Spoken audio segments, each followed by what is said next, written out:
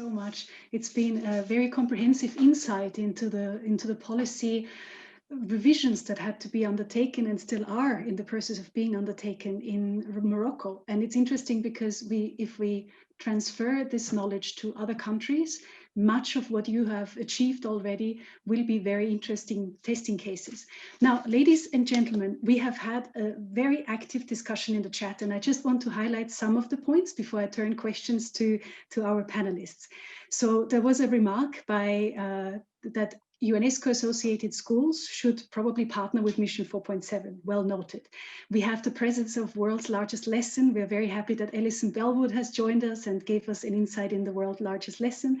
We have also seen that someone was very validly saying, why don't we also focus on the earliest years of education, where we really are laying the foundations that we eventually will build on with cognitive and behavioral knowledge. So that's an interesting one. We might come back to it. And then one theme that came occasionally was the digital access and learning and technology and its increased importance. And I think that several panelists will actually have an opinion on that one. So we see that technology has impacted a lot, and particularly during the pandemic has become crucial. So, ladies and gentlemen, we have seen a point of view from global schools. We have seen a point of view from the OECD that definitely with PISA and other assessments has really got a vested insight into where we stand, the status quo, but also where we should go. We have heard from IB, very inspirational, how leaders can be educated. And we have heard test cases from Morocco and Turkey. So let me point the following questions to the following speakers.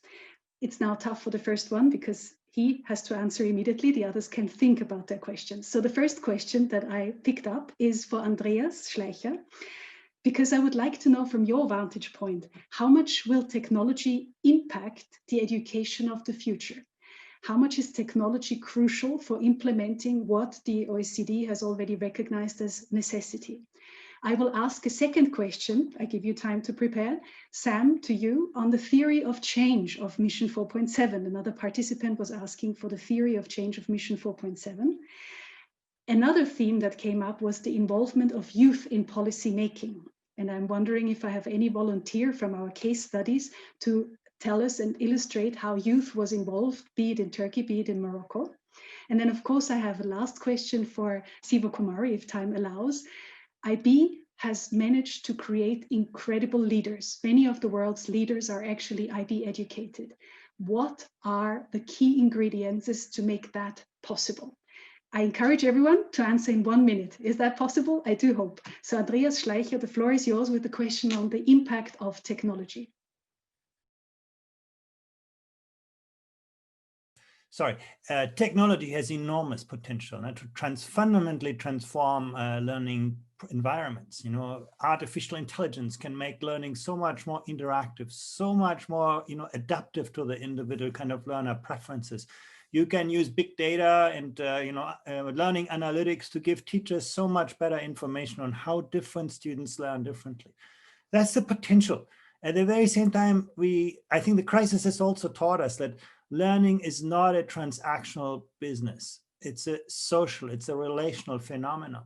You know, the one thing that students are going to remember 10 years from now from this crisis is who was the teacher who looked out for them, who understood their dreams and passion, who was there, when they needed help and support.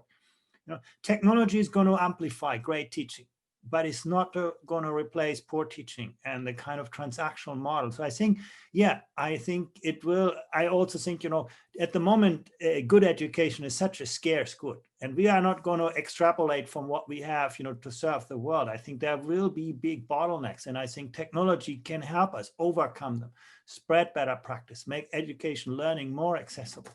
But I do think, we should not, give up what is the core, the heart of education. That's where my concerns are, that, we focus on educating second-class robots, by just, focusing on that kind of, that's sort of my only caveat. But yes, I see the potential. Wonderful. Very much to the point. Sam, let me turn the floor immediately to you. The theory of change for Mission 4.7. What's your take on this one? Yeah, so I think just actually also reflecting on what Andreas said, the role of teachers, being able to support teachers and being able to really give them the tools and resources so that they can actually do this effectively. And we all know how important they are. I remember my very first teachers from Mr. Akbari and Mr. Nazari and Mr. Armina, all the way now, and they have had a profound impact on the motivation for this kind of work. And it kind of went back to a lot of discussions that I had and a number of other colleagues had with some of the people, in fact, who are in attendance here, to explore what are the gaps, how can we better prepare children for the future, and where are really the missing pieces, and how can these missing pieces be brought together. And of course, it very clearly was you know, it occurred to me that it's not possible to do it with one organization or one initiative alone, and that a space is really needed where different types of organizations can work together. They can learn from each other's expertise, you know, learning from the incredible expertise of the OECD and the wonderful ideas that have just been mentioned in their PISA work, from the incredible education that the IB is providing and the key ingredients for creating world leaders, many of whom are also part of the SDSN and global schools, but really try and fill those gaps as a collaborative community on this specific issue, and really put 4.7 on the map. And I think that has really come to life, and there's a big learning curve, and the theory of change will evolve as we learn more and more. But I think the excitement here is that there is now a dedicated space where, together with our wonderful partners, we can accelerate and advance ESD around the world. Wonderful. We have received a glimpse into the theory of change. There were lots of questions about youth involvement. So I do want to ask who volunteers to comment on youth involvement in policymaking. Many claim it's just a tokenization. Yeah, someone of the panelists? Can I talk? Please Yeah. go ahead. Keep it succinct because we only have 6 minutes left. So Yeah, a 1 minute answer. Very brief. So how youth are involved in policymaking. I will just give you an example, a concrete example from Al Akhawain University, where we have a club called the Moroccan Political Club.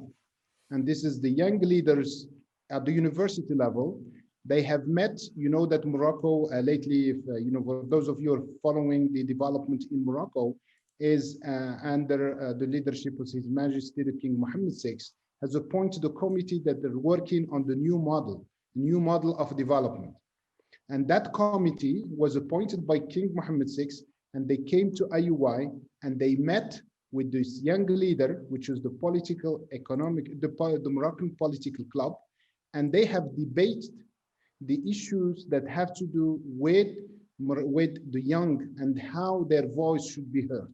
So that's the highest, if you want, that's the highest representativity in terms how youth have been involved from that single aspect, where they're given the floor to speak and to think in 2 days about presenting what they think a new model of development should be for Morocco. They have invited experts and they have done workshop, and they have presented their new model of education to that committee that was appointed by the King Mohammed VI. Wonderful, good example. Maybe Mustafa Öztürk, you also want to comment on youth involvement in the case of Turkey? To be honest, in the case of Turkey, youth involvement is only common in action, not in policy. Okay. Yeah, in action. I mean, we have really good youth advocates for sustainability and other issues, environmental issues, other human rights, gender issues. They are really, really active. They have a digital lobby, let's say, and they have doing this advocacy a lot in Turkey, but unfortunately at policy level they are not that much represented, I can say. Okay. For ESD and global citizenship education, I can say that not maybe in K-12 level, but in higher education level, in tertiary level, Turkish young people are really, really active in these issues. And we have youth hubs, we have, you know, SDS in Turkey, and we have different societies in each university. So at university level, they are really doing well. I can say that. But it illustrates exactly what was mentioned, that there is a need, a dire need for more youth involvement in policymaking. Definitely. Let me turn to, like, this is my leadership segue for Siva Kumari. Dr. Kumari, leaders are made at IB. Tell us, what are the secret ingredients? Are there any secrets?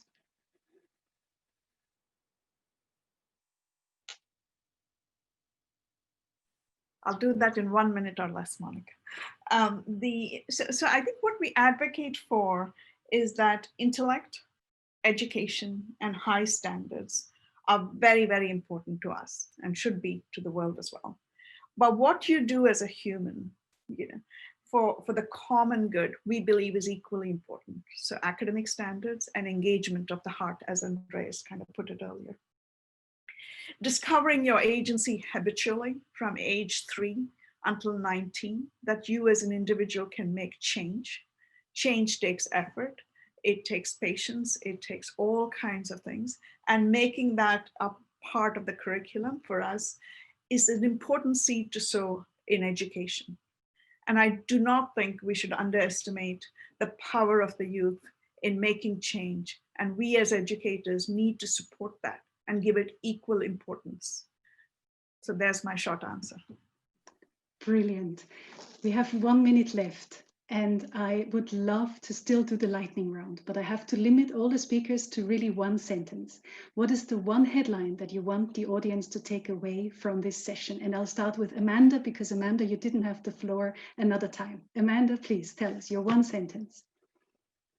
Yes, I just want to say quickly that as far as the role of youth, Global Schools started as a network of young people, and it has been instrumental in pushing Mission 4.7. And SDSN Youth has also had a role in Mission 4.7, not only from the Secretariat, but also with the support of other youth voices and volunteers. So for my one sentence, I will say that youth engagement starts here with us at the Vatican Youth Symposium. So use this as a space to network and take these policy agendas forward. Wonderful. Professor Öztürk, the second sentence for you. What does the audience take away? Okay, I will talk about educational point again. I will just revise, I will just repeat what I have said before. We need to activate systemic, continuous, innovative, adaptable, and transformative learning methods in education, especially in K-12 levels. Brilliant, succinct. Professor Marzouk, what is your sentence that we take away? My sentence of takeaway, I would just say, if you support the SDGs, you will explore a new way of learning. Very memorable, wonderful. Then the one sentence, dear Dr. Kumari, what would it be? I think there's so many goals. So pick a goal and think every day of what you're doing towards that goal. Nice. And then Sam, the not last word, but now for this session, last word to you. What is the one sentence? Yeah, my one sentence is, if you give young people the tools, the platform, the training, and the networks that they need, they will surprise you. And we've seen it over and over again at SDSN Youth, and also hopefully through Global Schools. And that's exactly what we want to do, inspire the next generation of young leaders through Global Schools and then Mission 4.7. Brilliant. Thank you so much. It's been fascinating. I do want to thank all the speakers and panelists and the audience. We will, I think, have a short 1 minute break before we go to the next session, which will be chaired by Chandrika Bahadur, Director of SDG Academy and SDSN. It will be our session, the third session on education for sustainable development in tertiary and professional settings. Thank you very much.